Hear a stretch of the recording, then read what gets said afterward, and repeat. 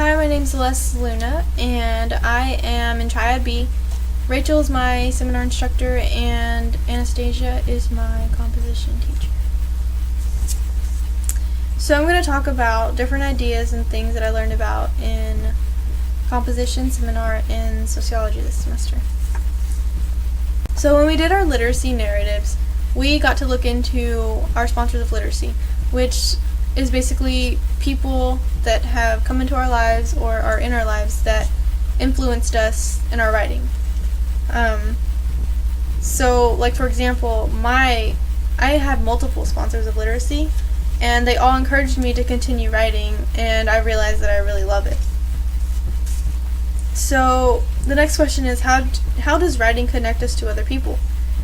I feel like writing connects us because we all share ideas and feelings, and so when we share these things, other people can either agree or disagree, but when they agree, it brings you closer because you have similar ideas, and people like talking to people that have similar ideas, and whatever.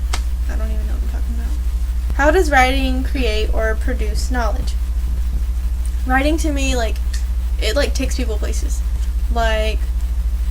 When you write about something, and maybe you want to write about something that you don't know a lot about, so people, when they want to write, they're going to have to research this thing and really know what they're talking about so they don't sound stupid. So it helps us to learn and grow, because when we're writing, we learn about different things. So, okay, what does it mean that writing is a recursive process and can't be perfectible? Writing, people have different tastes when it comes to writing and reading, so something that's really cool and awesome and sounds great to someone can sound really stupid and boring to another person. So I feel like it's not perfectible because somebody can write something, and to that person it can be the greatest thing in the world, but then somebody else can take it and make it their own, and it'll be the greatest thing in the world to that other person, you know what I mean? So it's writing can be changed and manipulated, and it's just something that it's not perfect to anyone. So in seminar, explore values, goals, and strengths discussed in the class. In seminar, I learned that it's important to improve your study habits, no matter how well you think you're doing. When it comes to studying or tests, you can always do better. And in seminar, we did things like time management, and we worked on guided readings, which was meant to help us with our sociology class. And we also had the writing center come in and talk to us, so that we knew that there were resources available if we ever needed help with anything, when it comes to writing essays and stuff like that. So it basically just helped us become better students, because it was a transition that we had to make, and we're all first year students, so it's really hard.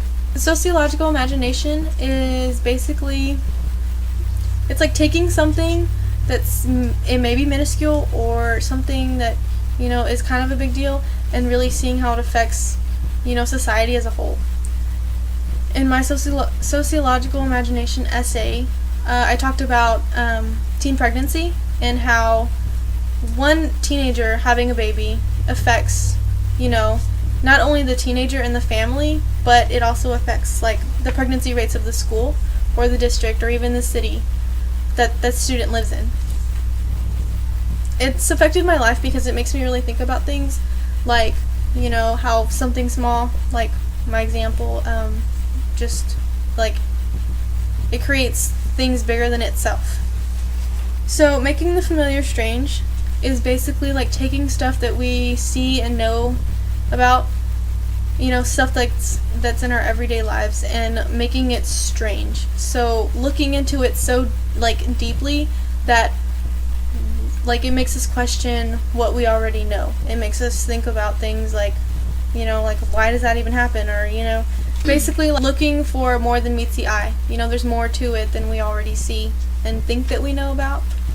Concrete ways that I see the knowledge that we discuss transfer into my future.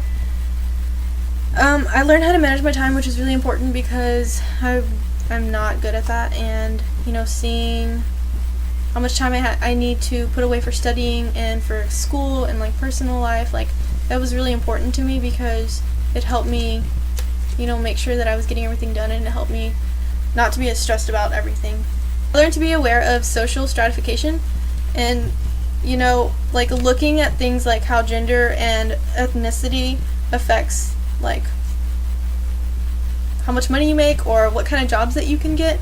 I found that really interesting, so now that I've learned about it, like I want to know more about it, and I'll probably keep up with it because it's really interesting to see these trends.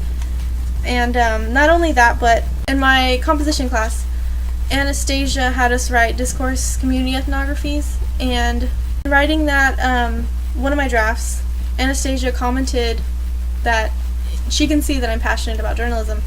And after reading that, I realized like I really am passionate about it.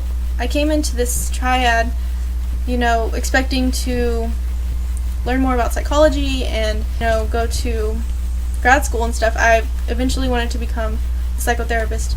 But now, after this semester, I realized that I really want to become a yearbook sales representative and work for a publishing company because I love yearbook and I love journalism and I want to pursue it because journalism is my passion.